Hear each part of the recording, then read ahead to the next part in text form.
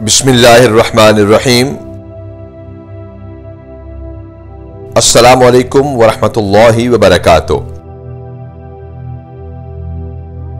अगर आपके साथ नाइंसाफी और ज्यादती की हद भी हो जाए तो ये यकीन करके खामोश रहो कि तुम्हारा अल्लाह सब देख रहा है।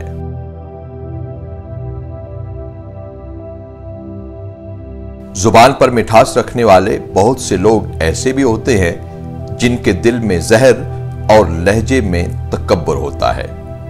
ये भी मुनाफिकत ही है।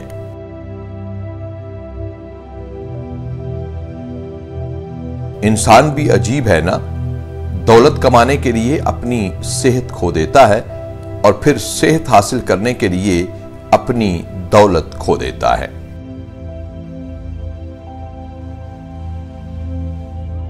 गाफिल और नाकाम इंसान ऐसे जीते हैं जैसे कभी मरना ही नहीं, और फिर मर यूं जाते हैं जैसे कभी जिए ही न थे।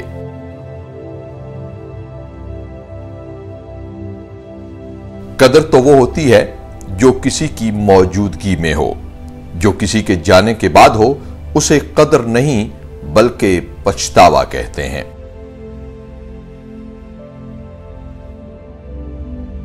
जब आप वसीयत लिखने बैठेंगे तो आपको मालूम होगा कि वाहिद शख्स जिसका आपके माल में कोई हिस्सा नहीं वो आप खुद हैं। दुनिया में आखिरत का जरूर सोचिए।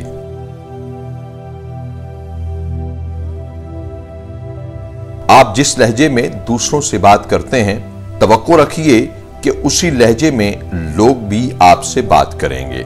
लिहाजा लहजा मीठा रखिए, रवैया अच्छा रखिए।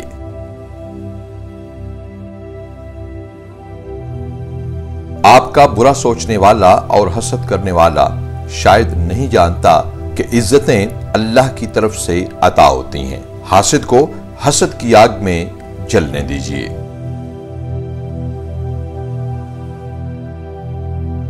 कुछ लोग एतिबार के नहीं बल्कि एहतियात के काबिल होते हैं। हमें सोचना है कि हमने खुद को किन लोगों में शामिल किया है।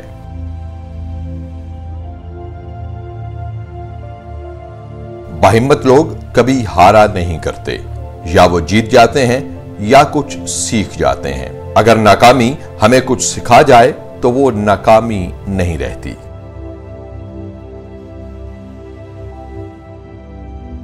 खामोशी अजीम नेमत है, बिलखुसूस उस मुकाम पर जहां इख्तिलाफ ज्यादा, आवाजें बुलंद, इल्म की कमी और दलील की कोई औकात न हो।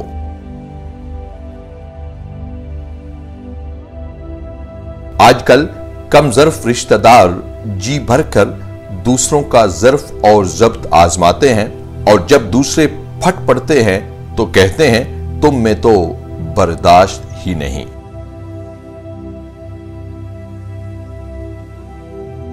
वीडियो देखने और हौसला अफजाई का बहुत शुक्रिया। अपना और सब अपनों का बहुत ख्याल रखिए। खुश रहिए और खुश रखिए। वस्सलाम माल इकराम।